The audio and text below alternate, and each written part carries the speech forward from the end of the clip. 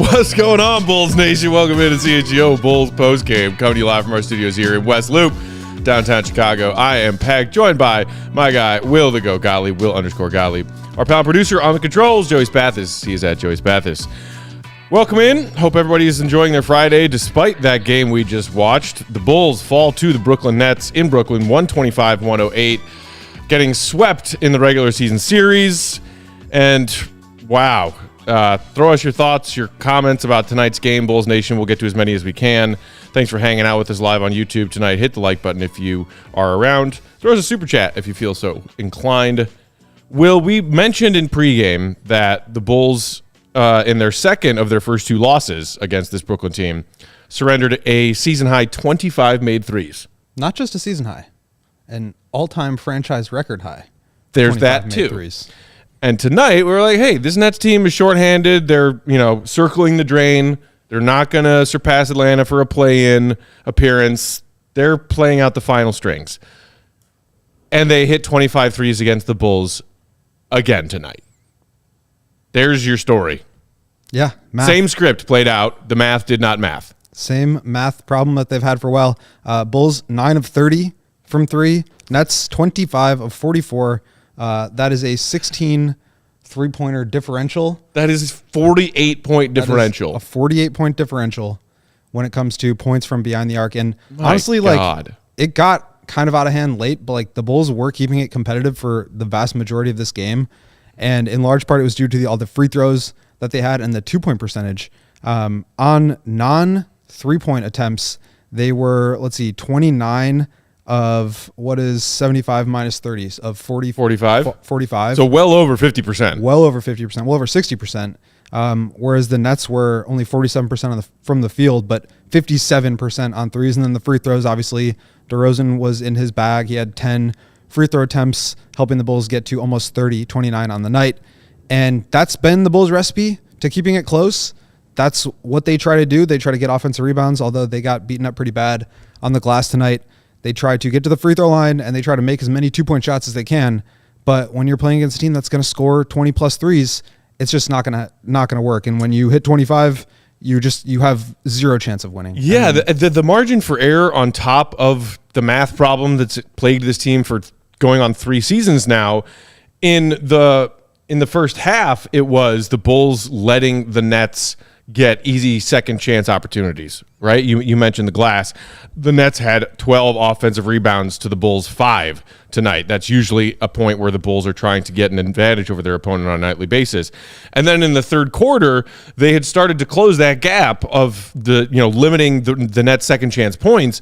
But while the Nets were getting hot in the third quarter from behind the 3-point line, the Bulls in that quarter had 6 turnovers. So it was like, okay, you're not cleaning up the glass, and then you're not taking care of the basketball. These are simple things that the Bulls cannot afford to do poorly. And then on top of that, you really can't afford to not clean up the glass or to have a sloppy quarter with lots of turnovers when your opponent starts just barraging you with threes. Absolutely. And you mentioned the turnovers. 12 is not terrible. I'm looking right now. They average 12, and they're the third best team in the league when it comes to taking care of the basketball. The problem is they didn't turn over the Nets at all. They only had 6 turnovers. So those are the margins that you're playing in. You mentioned it. You have to, if you're going to lose the 3-point battle by 48 points, you have to dominate the free throws. You have to dominate the offensive glass. You have to dominate the possession battle, which is the turnovers. And if you don't do any of those things, or if you don't do all of those things, it's just going to be really, really difficult to win. We've had this conversation a million times. It's not new, but there's no real solutions on the roster to really change the style of play. Coby, I thought, tried to get some threes up, but he looked pretty hesitant for the most part to me. Only 6 of 16 from the field for 18 points. To me, like, this whole thing was like very much the DeMar show. And I don't mean that disparagingly. Like, DeMar was fantastic. He kept the Bulls alive, but it just goes to show how much of the offense that he is responsible to carry. And when he's not scoring 50 points or 45 points, and he only gives you 30, which is incredible. Right, exactly. You're going to lose these games. Between his mid-range game and his drives to the bucket, when you take out his 2 misses from behind the arc tonight, DeMar from the field, a fairly efficient 11 of 18. Incredibly efficient. And then 9 of 10 from the line, as you mentioned. Like, that's DeMar giving you what you can get from DeMar, other than the occasional night, their second most recent win against the Pacers, where that was a night where he dropped 46 and did heroic DeMar things. But, 31, you can't ask much more from DeMar than that. And yes, it stinks. We talked about it in pregame that Coby has been kind of cold shooting coming back from the hip injury, and that continued tonight. 6 of 16, as you mentioned, 3 of 9 from downtown. Like, I'll take that. It's better than the 28% that he was shooting behind the arc in his 4-game sample size leading into tonight since coming back from that injury. You also like the fact that, as he has been doing in these games where he hasn't been shooting well, Coby still was dishing. He had 9 assists tonight, limited himself to 2 turnovers. That's fine. But again, even when DeMar gives you 31, Coby can dish out 9 assists on a night where he's not shooting all that well. But, you still get double figures from 4 of your 5 starters. It's the math problem. It is just simply the math problem. And, I would say that it's like a talent problem too. But when any team gets hot like this, the way the Nets did, and it's like lightning striking twice in the same spot. Like, this is just kind of insane that they would hit 25 threes twice against the Bulls in the same season. Wild. But I just feel like when you are, regardless of what the talent gap is, and I think the Bulls are a more talented team than what we saw from Brooklyn tonight, it's just so hard to overcome that. And I just don't know how they can keep going into transaction periods and thinking that they're right there when this just keeps happening. And that's the thing, you say lightning striking twice, and the unlikelihood of Brooklyn doing this to the Bulls twice in 2 seasons, or twice in the span of 1 season, in the span of 3 games. But the Bulls, we have known back-to-back games. Like all season long, the Bulls have been a team that gives up good looks from behind the arc to their opponents. They give up a high volume of good looks from 3, either wide open or open shots based on the definitions of cleaning the glass, right? Or whatever it is, X and Y amount of feet, the nearest defender. We have known that has been a weakness of this Bulls team defensively all season long. So it's not actually as surprising as lightning striking twice, because we know that the Bulls give up good looks from 3 all season. Maybe it's a bit more unlikely that it happened to you with Dennis Schroeder being insanely hot. He was one of 2 Nets to go 7 of 11 from deep. That's not something you expect to see every night. But this is the Bulls defense that we've been watching. Yeah, and I think when you're playing against a team like, I don't want to compare the Nets to the Celtics on a talent level. That's obviously not the comparison I'm drawing here, but in terms of their ability to generate shots from the perimeter without having to drive and kick, I think that's the kind of team that can exploit you. Like, the Bulls want to take away the paint, so they load up on it and try to prevent those kickouts. But when you're just isolating and stepping back and hitting threes, the Bulls, what works about the Bulls defense isn't applied in that scenario. And so now you're just playing one-on-one. They were hunting Vooch with, Cam Thomas, who was hot. Dennis Schroeder was just doing his thing. You just had all these guys that just found fire on the same night. And at a certain point, it's not like they were getting super broken down and not getting out to closeouts. I think that happened quite a bit, but I think also just the Nets made incredibly tough shots. Everything Cam Thomas did was just an insanely tough bucket. That's what Cam Thomas does. Same with Schroeder, same with Mikal Bridges, got hot in the second half. And the crazy thing was, they were only 1 of 7 on threes in the second quarter. So 24 of these came in just 3 quarters. This is just an incredible shooting night that I would love to say is just never going to happen again, except for it's already happened twice in back-to-back games against the Nets. What in the third quarter? What did they finish in the third quarter? 9 of 13 from downtown, or something crazy like that. 9 of 13 in the third quarter. Just bonkers. And it's the same problem over and over again. Jelly in the comments saying it really does come down to the math at this point. They don't have enough gas in the tank to overcome these deficits. To say they are depleted is an understatement. And that's the other thing that Jelly brought up there, is that once again tonight the Bulls were scrapping and playing from behind because they came out flat. And it was, 24-12, I think, at one point in the first quarter. They just dug themselves a 12-point hole. And then because the Nets aren't a great team, the Bulls came all the way back from that and had themselves a 5-point lead at halftime. Because you mentioned that the Nets went cold in that second quarter and the Bulls got themselves back in it. But you expend the energy to get back into a game where you dig a hole, and then you just watch your opponent just rain fire down on you in the second half. Gabriel in the comments said, I love how the recurring 3-point differential teams have on us. This is continuity. Yeah, that's one way of acknowledging continuity. It's very consistent with this Bulls team. Benjamin saying we better be throwing many a hat tonight. Hey, there you go. Ooh, almost took out the light. Ooh, there we go.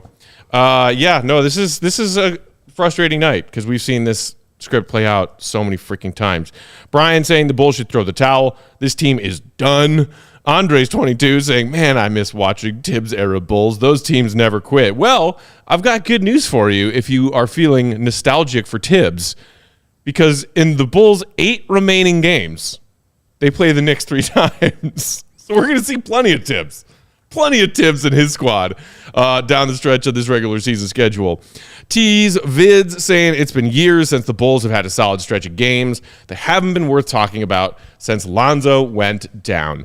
Some of what you said I agree with. Also, I would feel fairly sheepish if I agree with your take that they haven't been worth talking about since Lonzo went down, because that was 2.5 years ago. What the hell have we been doing with our lives? I feel the sentiment, though.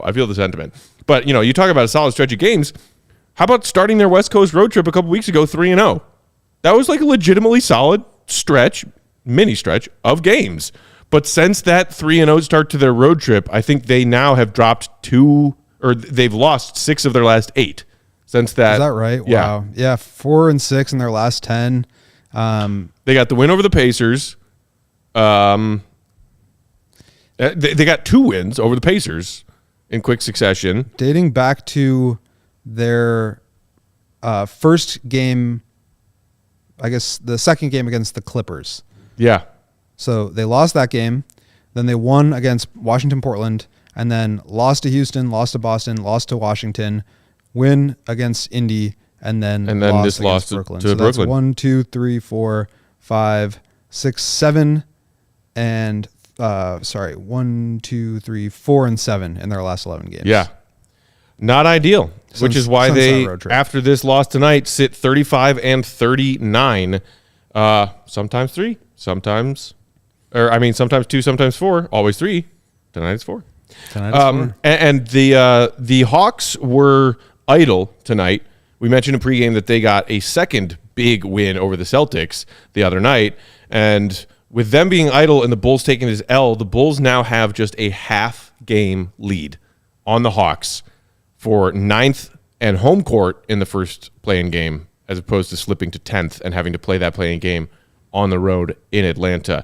Yeah, we also mentioned in pregame that they have a very important now. It was already important, but now after taking this loss to this Brooklyn team, it just adds more weight to that matchup on Monday night against Atlanta. Absolutely. They have the half game up on them now.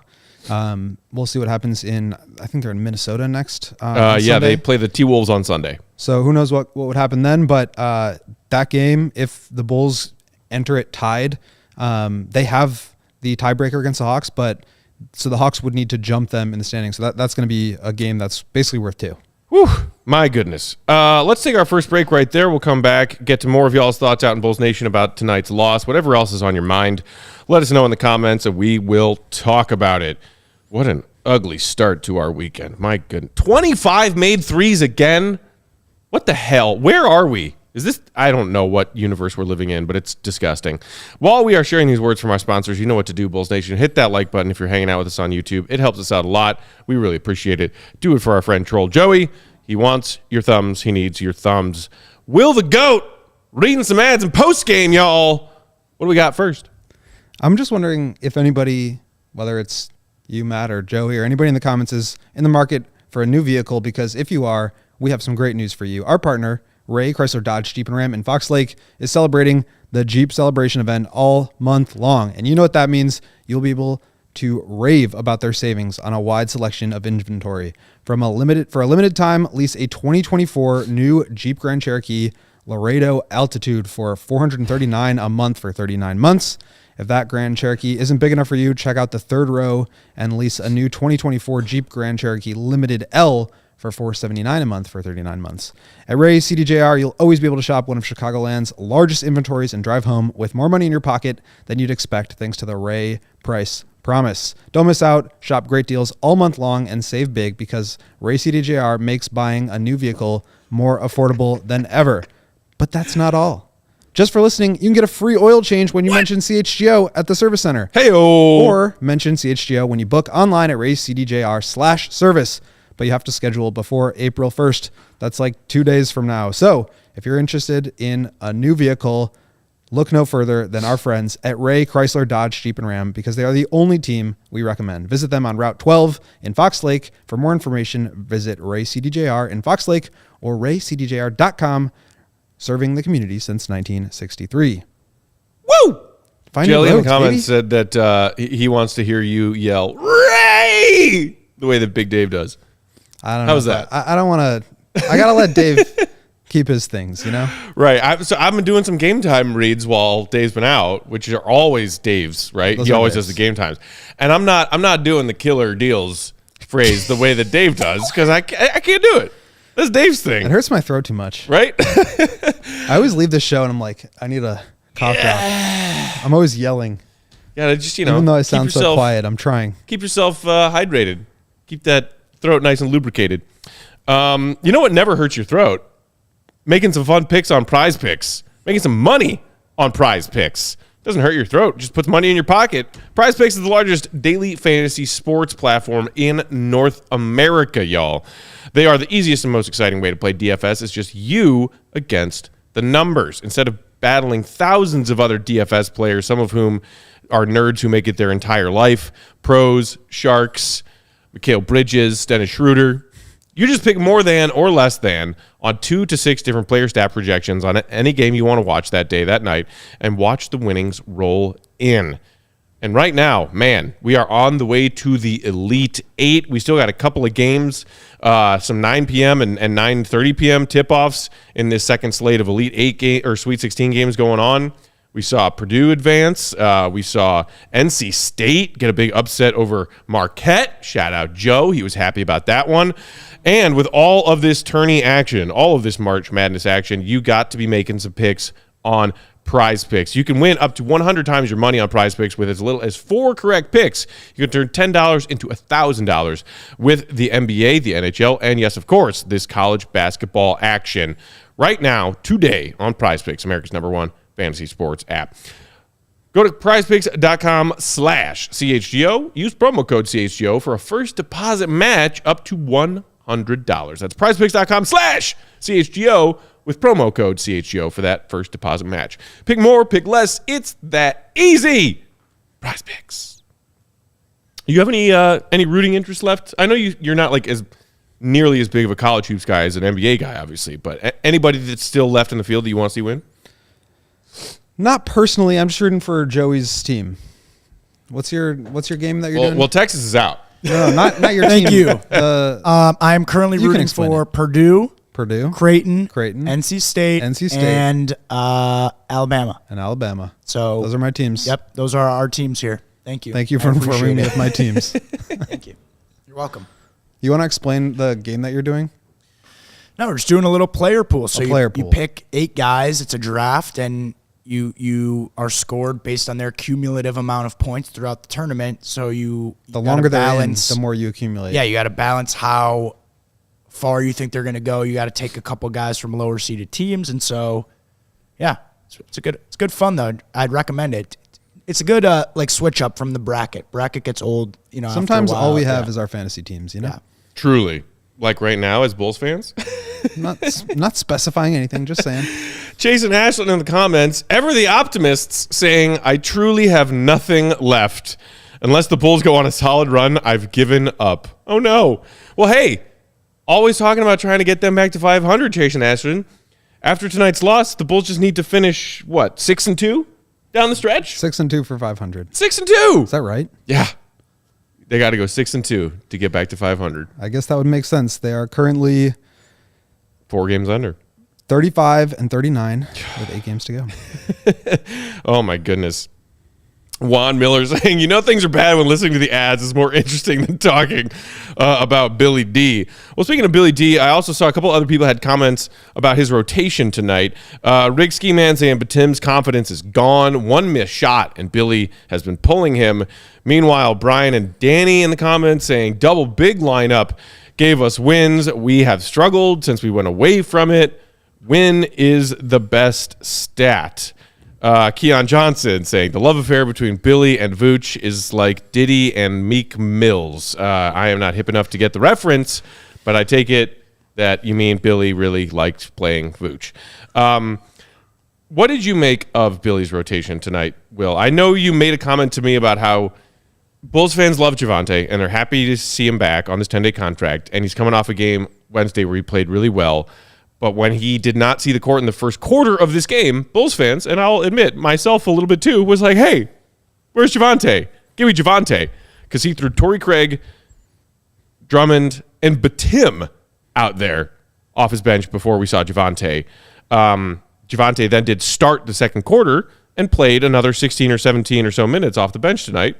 We also saw a lot of Dalen Terry tonight. What did you make of Billy's rotation? Yeah, I mean, I feel like I've said this before, but I just think he's kind of scrambling to find the right player at the right time for the right game. And some days he's going to need Javonte out there because Torrey Craig got 3 fouls and they need somebody to guard Pascal Siakam. Some days he's going to need some more spacing out there, and so he's going to go with Batum. But there's also nights where he goes with Batum first, and then Batum misses 2 shots and goes -9 in 3 minutes, and it's hard to go back to him. Same thing for Dalen Terry and Torrey Craig. Dalen, I thought, had some nice minutes. He had 19, was productive for the most part, 2 of 4, missed 2 threes, but had a couple of nice rebounds, defended well. He ended up playing the most minutes off the bench, but Javonte was right behind him in non-Drummond, non-center minutes. Right, yeah. So he ended up playing 15 minutes plus 2. He outplayed Torrey Craig. He outplayed Batum. He outplayed Terry Taylor, who came in just for garbage time. So he's going out there. Javon Carter didn't even touch the floor tonight.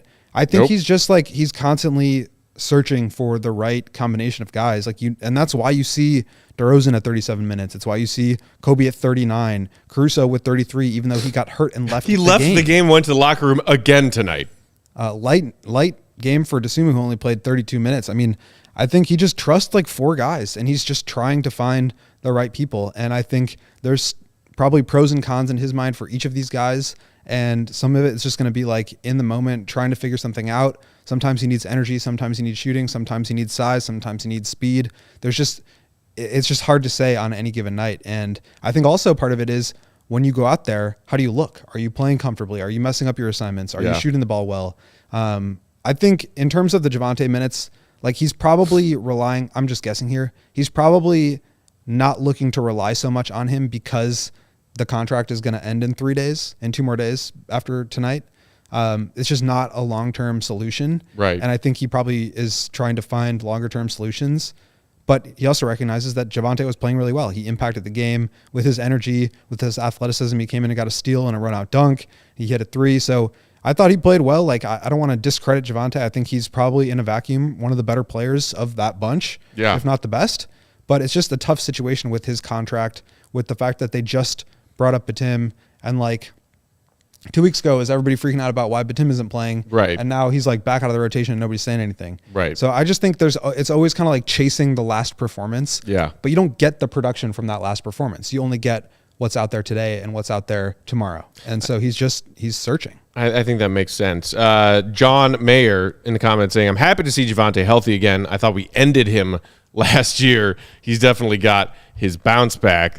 Bounce back for sure, because that when he poked his hand in that passing lane when Brooklyn was trying to set up that half-court set, and he just took it coast to coast for that flush. I mean, that was Javonte. He had one in Hobbs. the Pacers game where he took off and looked like he was not going to get over the rim. Yeah. I don't know if you guys could see that. I remember the one you're talking about, and and today was very much Javante's bounces back. He had hops. You mentioned the minutes from Dalen. Colin saying Dalen's starting to look like a real NBA player more and more each game. He played the most minutes of anybody off the bench tonight, and on a night when the Bulls just get absolutely blown out behind the 3-point line, everyone other than DeMar in the starting lineup was either a minus 18 or worse.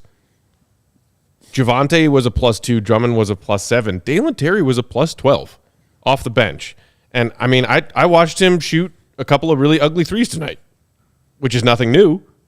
But, I think you and I have been a bit more hesitant to try and find belief in Dalen being a useful NBA player now, like a real rotation player now, compared to our boy Big Dave, who has, I think, held a larger belief in Dalen having a role like that than we have thus far.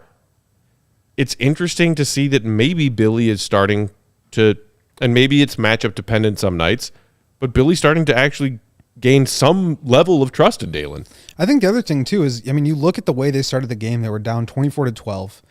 They just came out so flat, and the Nets got off to a really nice start. I think part of it was the offensive rebounding. Vooch, in like his first 8 minutes, they got 8 second chance points on 5 offensive rebounds. Phew. They were just flat. And so I think when you come in and you bring in a guy like Dalen, who's got a lot of energy, who can kind of spark some stuff, that is a bit contagious, I think. It kind of helps the team get up and down, and obviously the Bulls kind of took off in the second and third quarter. So I think, look, I'm not here to say like Dalen's not a player, because I really do like a lot of the skills that he has. I just feel like the jump shot can be limiting at times.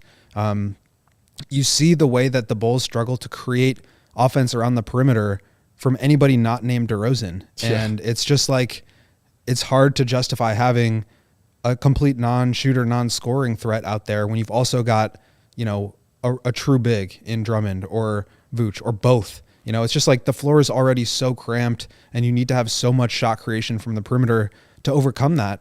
And he's not really giving you either. So I really like what I see from Dalen in terms of his defense, activity, rebounding, passing, transition game. Like, there's a lot there, but again, it's just about unlocking with the jump shot and unlocking with the lineups around him. You have to put him into the right ecosystem. Otherwise, he's just going to end up doing what we saw in Summer League, which was trying to like drive straight into a brick wall, because there's just no other options out there. Yeah. Jelly adding, I really do love how visibly pissed opponents get when Dalen is all over them. Big part of it reminds me of the Worm playing defense. Always in favor of getting a Worm callback or comparison of any kind. Definitely Dalen has a little bit of that Worm, feistiness on the court too. Worminess? Yeah, well, worminess. Which I also have enjoyed that people pointing that out recently when some dumb Bears fans have a problem with Caleb Williams having painted fingernails or like a pink phone case for stupid, fake macho, weird, phobia reasons. And they're like, wait, but we all fully embraced Dennis Rodman in the late 90s when a lot of this stuff was way more, under the rug, ignored, shunned, tabooed. And it was just like tattoos, piercings, guy cross-dressing. And we were all like, oh, can you grab 25 rebounds and be a lunatic on the floor? Great. We love you. Yeah. Why are people freaking out about Caleb Williams? I really don't understand. I'm so excited for Caleb. I don't even know what to say. Dude, come to the CHGO Bears draft party. 2 nights, back-to-back nights, hanging out Joe's on weed, RSVP. You can find it under the events section of our website, allchgo.com.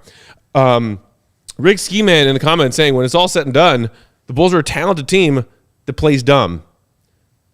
That's one way to look at it, an interesting way to look at it. I think I would flip that and say that the Bulls are a team lacking the right kinds of talent and playing away. And we kind of talked about this in pregame, especially with your GOAT 101 newsletter that dropped today, Will, about their post-up touches all season long and how they are continuously going to them despite their lack of efficiency. They're not a talented team that plays dumb. They're a poorly constructed team that plays the ways that they have to. Yeah. And depending on their opponents every night and what their opponents are doing, it works just barely or it doesn't. Absolutely. I think I know Billy gets a lot of hate, and I'm not saying he's the best coach in the league. I'm not saying he's the top 5 best coaches in the league. I think he has gotten this team to outperform their talent, especially when you consider all the injuries. Like, he's doing a really good job. He's not a perfect coach. I don't think he's like an extremely creative tactician where he's drawing stuff up. I don't think he's necessarily super flexible with his like schemes that he's able to trot out there defensively. But I mean, look at the group that they have. I mean, there's just so many options. You can't like be a spread pick and roll team when you've got 2 bigs that are playing and can't shoot. You can't be a split action Warriors style offense when you don't have any perimeter shooters. It just everything defaults back to DeRozan in isolation, in spread pick and roll, or in the post, because he's the only one that can really take command of the offense. And again, I'm not trying to like disparage Coby or Io. I thought both of those guys had some real nice moments, and obviously their growth this year has been great. But there's just only so much you can do when the skill set on your roster doesn't cater to a lot of different styles of play. It's hard to match a team shooting 45 threes in a game when you can't get up more than 30. So again, I'm not saying Billy is like a complete savant. I think he loves basketball. I think he understands basketball at a really high level, and I think he's a really good communicator, but I think he's also operating with a limited roster. And that's not to say that there's not talent on the roster, but like you said, I think it's a style thing. The ways that they can play, there's just fewer of them than other teams where you have more versatility out there. And that's why, we were talking about, why would a team trade 4 first-round picks for Mikal Bridges? Like that's kind of, he can play in so many different styles because he's a long, lanky defensive player who can create his own shot, who can shoot threes. You could see him fitting into any style of offense. You could see him running in those split actions. You could see him spacing the floor and spread pick and roll. You could see him running pick and roll himself. There's so much he can do, and he doesn't hurt you anywhere. Whereas the Bulls, like, they just kind of have to play this one style. And I think there's probably some room for some changes. I'm not really sure what those would be. But it just seems like he's doing the best that he can with what he has. Indeed. Love this comment from Anthony Oderwald, who said, the Bulls haven't been 500 or above since October of 22. They were briefly 500 in October of 23. They were 2-2, right? 0-1, 1-1, 1-1, 2-2, or 1-2, 2-2. But still, Anthony's comment, let that sink in. For God's sake, who cares if it's players or coaching or injuries? It's unacceptable, and it's a shame that Jerry and the front office don't give a shit. I saw somebody else in the comments earlier saying, like, I hope the Bulls fall out of the play-in. And as we acknowledged in pregame, that's not happening because this Brooklyn team that beat them tonight is still 6 wins behind where the Bulls are, who are currently in 9th, half a game above Atlanta. I would be shocked if the Bulls fall. They're not mathematically eliminated, but I mean, basically, they would have to win out and the Bulls would have to lose out. Exactly. And the odds of both of those things happening are infinitesimally small. So it's not going to happen. But, and I feel like this is the second time I've said this in the span of the last week's worth of postgame shows, would I be tickled pink if they do fall and swap spots with Atlanta and then have to go play in Atlanta in the 10th seed instead of the Bulls getting a home play-in tournament game that we know would make certain people very happy with all of those, turnstiles and all that ticket revenue and all the, money that comes along with hosting a play-in game? Yeah, I would love to see that happen because I personally don't think that they deserve it. So we'll see. We'll see. Again, just means all the more importance lies on that game against the Atlanta Hawks on Monday. Oh, shit. We've got to take an ad break. But on the other side of this ad break, we may or may not have a happy, wonderful surprise for y'all. Let's do that. Let's knock out a couple of ads real quick, and then we'll come back and finish up our thoughts on tonight's game and maybe say hi to somebody. He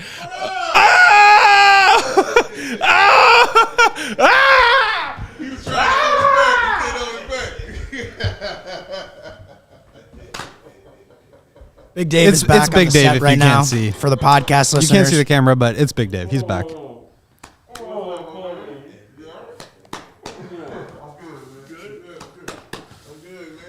You want to come back and read some ads? No, I don't.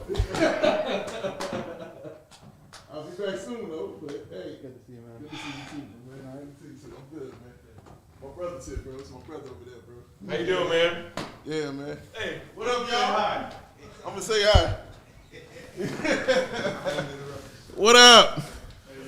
Hey, real talk. I didn't even know the show was going on. My brother, we just happened to be around here, so we said hello. And I was like, man, let me show you where I work. And he just showed me where I work, and I was like, I think it's a Bulls game tonight. I have no idea who won. Look at this Please right tell here. me. This is the show we need every day. Shut the fuck up. Are you serious? The Nets hit 25 threes? 25. Are you serious? Yeah. What the hell, bro? Okay, bro wanted me to ask you how often he wears his Sub-Zero hoodie. Oh, hey, listen, my brother wear his Sub-Zero hoodie all the time. All the time. Listen, he got a CHGO joint on right now. He got a CHGO hoodie on right now. Got that camo hoodie on. Yes, I man. saw that. He is the most official human being when it comes to CHGO in my family. He is the one that he has all the clothing when it comes to that right now. Listen, I literally just got off a plane. I just came off a plane. I just got here. You know what I mean? Welcome back. Thank you. Yeah. I had to take some time off. You know what I was dealing with. But I had to take some time off, and I didn't even know you guys were here because I had no idea the Bulls were playing because my brain has been completely off of the Bulls, bro. You didn't know I had no clue, bro. I had no clue. I had no clue the Bulls even had a game. Oh, I wasn't my even God. thinking about the Bulls, bro. But That must have been nice. it was fun. It was fun. It was not bad, man. But, hey, I'm happy I'm here. I see y'all holding it down. It's all good. It's all love, man. I appreciate y'all so much, man. Dude. You know what I mean? Y'all know what I was dealing with, man. Our fellow Bulls fans in the comments for the past week have been like, "Where's Dave? We miss Dave. Dave, okay?" We're like, "Yeah, man, we're good. He's good. He's just taking some time. Trust me, He'll be I'm back." good. I was dealing with, you know what I mean, a huge loss, you know, in my life. You know what I mean? I lost a huge part of my life. You know what I'm saying? So dealing with that, I appreciate y'all holding it down and respecting, you know what I mean, what I was doing and respecting my word for it and all that, man. But yeah, I was dealing with that, and I take some time off to grieve, ladies and gentlemen. Take time off to grieve and deal with your grief. Don't ever go back straight to work. Take some time off, deal with it, focus, you know what I mean, get your mind correct. That's what I had to do. I had to lead a country to do it. You know what I mean? So I left. I did it. No, I didn't go back to Paris. I didn't go back to Paris, man, but I definitely left. Hanging with Easy at the One Ball Arena. I definitely left, man. It was fun. It was cool. And, yeah, man, I just dealt with that, man. But, you know, God bless you all, bro. God bless you too, Alexander, my man. But, yeah, I just wanted to show my brother where I work because he never been here. You know what I mean?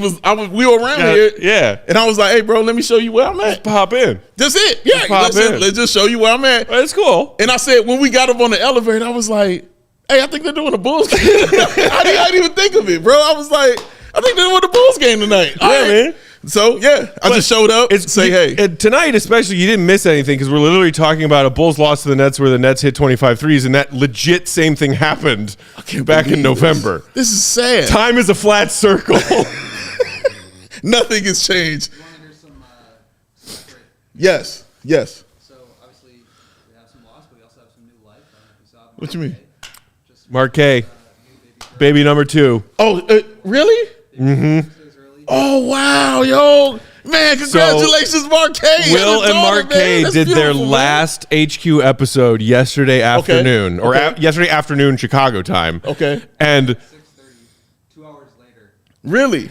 I DM'd Mark later last night to say, hey, man, I'm sorry I couldn't pop into the HQ. I was at the Cubs event yesterday, but just, wanted to send love, wish you the best, love to the fam. And he said, thanks, man, appreciate that. I'm actually at the hospital right now. Like, baby number 2 is on the way. That's crazy, dog. Yeah, man. What's the name? What's they name the kid? No name yet. No name yet? No name for the child? Okay. Well, so right. you got to assume it has to rhyme with C. Red Ted, which is his first child. Oh, look at that. See Red Meg? Oh, look at him. Ah, look at him. Look at him. Yo, that's dope. That's dope. That's so dope, man. That's so dope, man. Listen, I'm not gonna stay here too long. I just honestly wanted to show my brother, what we do here. I love y'all. I love you. I love you. Man. I love you, Joey. We miss you. Thank y'all for holding me down. I will be back Sunday, ladies and gentlemen. You coming Sunday? Sunday, I will be here. All right. We'll do this for real. I will be here Sunday, man. I miss y'all so much, man. But I needed some time. They missed you too, man. I needed some time. Bro, you know what I mean? All y'all take some crazy. time. That's so love, bro. Coby knows what's what. Joey, you're a fool. It's all love. It's in the comments. It's all love, man. I'm gonna get out y'all way, man. But it was All great right, to man. see y'all, man. I gotta hug you again. Two Oh, my times? God. Yeah. My man. I miss you so much.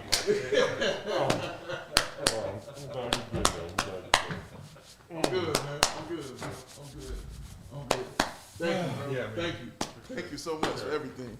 My man. See you, bro. Thank you, man. I appreciate you, bro. I really do. Y'all take care of you. My man.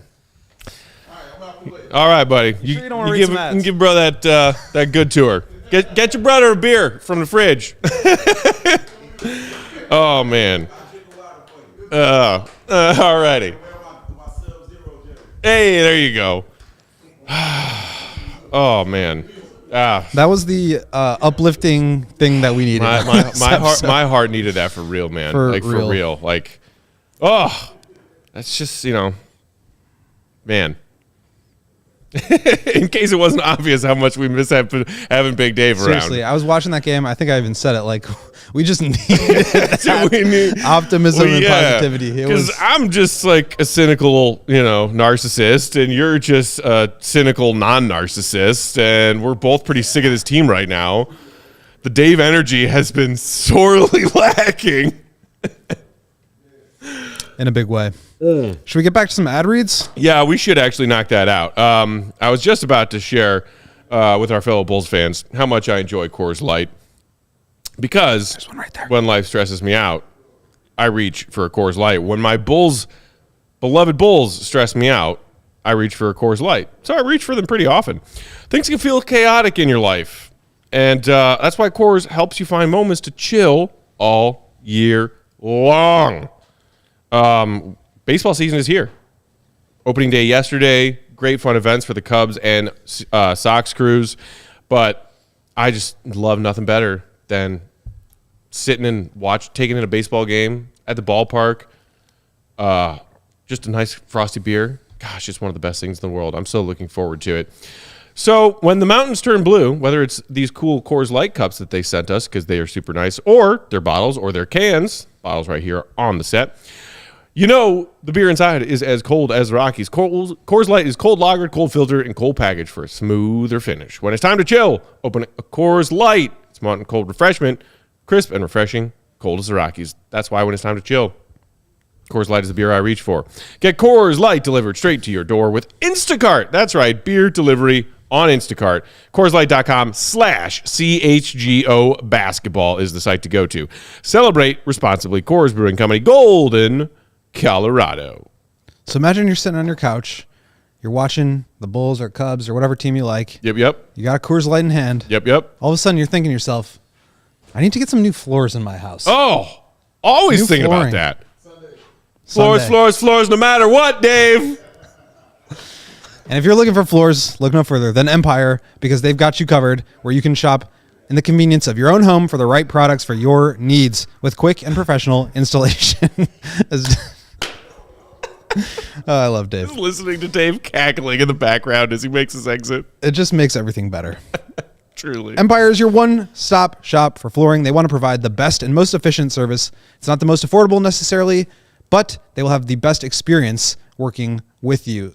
They have the best new options, so of course they have copycats, but they can't be beaten on quality, service, or speed, so competitors will always advertise lower quality products that Empire simply would not carry. Empire is not going to promise the lowest prices, because anybody who is promising those kind of prices is not putting that kind of flooring into their apartment. They have the philosophy of helping you find what you need without overwhelming you with thousands of choices and substitutes. What they leave out of their selection is as important as what they put in. Empire's product team exhaustively combs through thousands of product samples each year to find the perfect styles, and you can check them out from the convenience of your own home by checking out their virtual floor designer. It's a great way to see what that floor will look like in your house. You just snap a picture and see what the floor will look like in your room. Hey, They also service their own warranties, so if you have any issue, you don't have to track down a manufacturer. You just call Empire, and they will help you out. So schedule a free in-home estimate today. All listeners can receive $350 off when they use promo code CHGO. Restrictions apply. Restrictions apply. Restrictions apply. Terms apply. Terms apply. See empire.com today. See empiretoday.com/CHGO for details. You want to do the jingle or you want to just move right on without it? 588-2300 Joe. Empire. Today. And if you thought you wanted Dave back before I just read that ad, that'll really remind you. Oh my goodness. Wait, you don't like singing commercial jingles? No, I'm inferior at ad reading. That than doesn't. Dave. That's irrelevant. I'm just saying, if Don't people compare thought yourself to other people. If people Will. thought they missed Dave prior to me reading that ad, I hope that effort in an ad read reminded you how much you actually really do miss Dave. That's all. Uncommon Vision said the Bulls didn't win, but Bulls fans just won by seeing Big Dave for 5 minutes. Yeah, that's true. Nugsy Poke said, of course Dave returns when I'm in the bathroom. Oh my goodness. Fortunately, you can go back. Colin, just the spice of Dave is enough to season up my soul. Somebody else mentioned, I think Anco, that the Bulls have been kind of sucking during Big Dave's extended absence here. But you heard the good news from the man himself. He'll be back with us for postgame on Sunday when the Bulls are taking on Minnesota. And speaking of which, I reminded myself when I was looking ahead the Bulls scheduled the next few games, they got themselves a pretty dramatic and awesome and impressive win over the teetering between first and second seed in the West Minnesota Timberwolves. That was the game that Coby went off. He had a big game, 30-something points, I think. They came back from down big. Yeah, huge comeback. That was probably their best win of the season. Right. So we've seen the Bulls lose to the Wizards this week and the Brooklyn Nets this week. So it would only make perfect sense to see them round out this week by somehow beating the T-Wolves again. Are they at home Sunday or are they in Minnesota? I believe they're in Minnesota. Okay. They already played them here, right? Yeah, they did. That game was here. Mm-hmm. So I was going to say, did we go to that game? That was the takeover. That was takeover part 2. Takeover, awesome comeback, late win. Yeah. Yeah. I remember. I was rolling my eyes because that was like right before. I think that was the last game before either All-Star or before the trade deadline. I think it was February 6th. I think it was the last. I was looking at it earlier today. It was February 6th, so that would have been 2 days before the trade deadline. Yeah, and it was just like the exact game that AK needed to instill confidence. Coupled with that, and then the win, the real gritty win over the Grizzlies in Memphis. But that was the night. That was the night of. Deadline. Yeah, you're right. So that's why. So that was like, oh well, yeah, we got to stand pat because we just beat the Timberwolves. Everything's fine. Everything's fine. Everything's great. We're very competitive. Oh my god. I feel like I'm in the Twilight Zone, man. What are we doing here? Oh my Lord. This is really why we need Dave. He keeps us grounded. Kidding. He keeps us grounded. I mean, what do you think that we will see, speaking of, and we can kind of take a few thoughts to look ahead to that Sunday matchup and then wrap up. Billy did go with the double big lineup out of the gate in that game. He started Vooch and Drummond together to try to kind of counterbalance the monster lineup that the Minnesota Timberwolves have been throwing out there all season. And it's not just, Gobert and Towns, but, Jaden, they've just got size everywhere. Do you think that we see Billy do that again on Sunday? I'm going to say doubtful because the reason why he went to that was the Desperation. The Timberwolves had been playing Karl Towns and Rudy Gobert together. Yeah. They have been starting, it looks like, Naz Reid with Rudy Gobert in Karl Towns' absence, but I just think that was more of a function of necessity. And I don't know, maybe they'll go back to it because they're worried about Naz Reid's size. But he can really space the floor. Now you got to worry about, coming off screens and stuff like that. And he's not like an incredible rebounding big. So I don't know. That'll be an interesting one. I have to go look back at some of the game logs from Timberwolves games and see what they've been going to. But that's kind of goes back to that thing we were talking about earlier, as far as like lineup flexibility and what are my options here from a coaching perspective to just think about like what Billy can do to try to combat this team that's already won 50 games. Yeah. Right. And will Javonte be still on that 10-day by Sunday? So the first day was the 22nd. So I believe that will be his last game. That'll be okay. And I noticed that KC made note of it in one of his sideline reports on the broadcast tonight, talking about, he mentioned, what we mentioned in pregame, that Julian Phillips still in a walking boot, according to Billy Donovan, when he met with the road beat before tonight's game, and that maybe if that is in fact what we were talking about, which is Julian Phillips being ruled out for the rest of the season, it would allow the Bulls, per league rules, to sign Javonte to a consecutive 10-day. Absolutely. So the rule is for these hardship exceptions, you have to have 4 players out. Right. They have to have missed 3 games, and they have to be out for at least 2 weeks. So obviously you've got Zach, Patrick, and Lonzo, who are out for the year. The other player being Julian Phillips. He obviously, as you said, got the update today, still in the walking boot. So if they give another timeline, that would be longer than 2 weeks. You might see them extend a second 10-day contract to Javonte. Or if you don't hear anything about Julian, but they do still extend that second 10-day contract to Javonte, Julian's probably done for the year. Right. Colin asking, is there any world in which Javonte can be eligible for the playoffs? I don't believe so. I don't believe so either. I think March 1st is the deadline for a team who signs a free agent for them to be eligible for the playoff roster. That is how I understood it roster as well. So even if they extend him for another second 10-day contract, one, that wouldn't even go through the remainder of the season unless there was a break in between, and 2, he would not be eligible to play based on that rule. So even if they because I was thinking about this too, what if they just waived Batum? Yeah, that's what Colin asked. Can you just waive someone and sign him? Would they have space? They could do that. I'm not sure.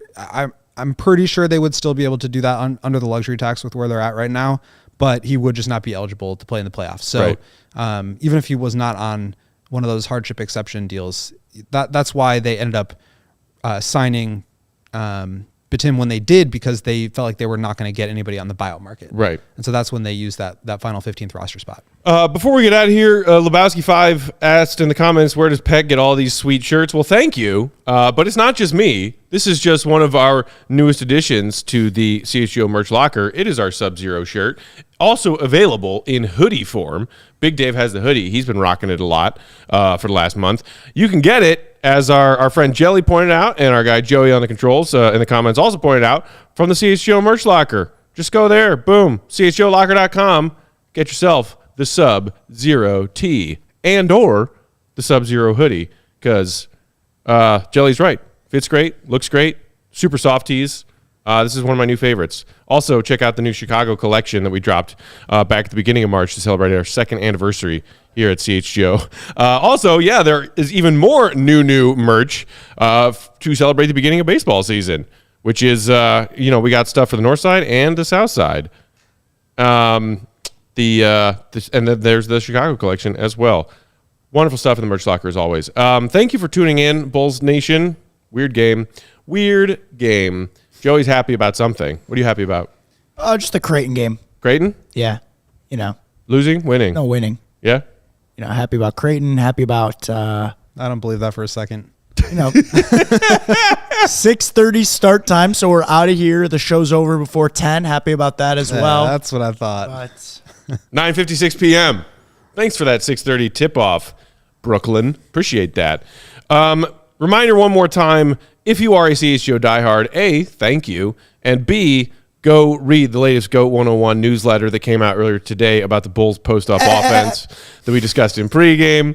If you aren't a diehard, now's your chance. Sign up, pick yourself a free shirt from that merch locker, and then get access to that great stuff that you're missing out on from the GOAT. Follow Will_Gottlieb. Shout out, much love, and thanks to our producer and our pal, the twin brother of Troll Joe, Joey Spathis. He is at Joey Spathis. I am Bulls_Peck. We are CHGO_Bulls. We were just so overjoyed and honored to have a unannounced, unexpected cameo from the other member of our crew, Big Dave, tonight. He will be back with us on Sunday. And one more shout out of love and appreciation and all the best to our friend Mark K, who had him a nice sentimental farewell on HQ yesterday, and have loved chopping up with Mark. Don't worry, I will continuously bug him to make cameos as we move forward. He'll be on here at some point. Yeah. But more importantly, happy news in his family as he makes his exit from CHGO for now. So all good things. All good things. Everybody enjoy your weekend. We will talk to you on Sunday after Bulls Timberwolves. No pregame, but we will be here live for postgame. Until then, stay safe. Appreciate y'all. Hit the like, subscribe. See you, be good.